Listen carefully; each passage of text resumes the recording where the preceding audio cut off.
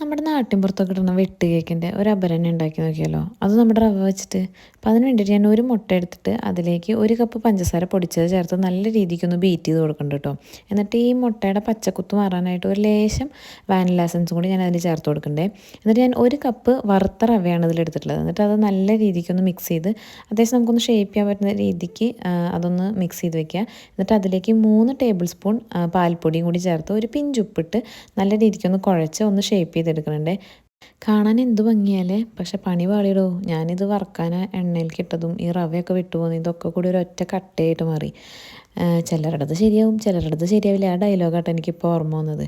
പക്ഷേ അപ്പോഴേക്കും രക്ഷകയായി എൻ്റെ അമ്മ രംഗത്തെത്തി. അമ്മ പറഞ്ഞു ഇതിന് നനവ് കുറവായതുകൊണ്ടായിരിക്കും ഇതിങ്ങനെ വിട്ടു പോകുന്നതെന്ന് പറഞ്ഞ് ഞങ്ങൾ കുറച്ചും കൂടി പാലൊക്കെ ഒഴിച്ച് അതൊന്നും കൂടി ഒന്ന് മിക്സ് ചെയ്ത് ഒന്ന് ഷേപ്പ് ചെയ്ത് വറുത്തെടുത്തു കേട്ടോ. സംഭവം നല്ല അടിപൊളിയായിട്ട് വന്നിട്ടുണ്ടായിരുന്നു.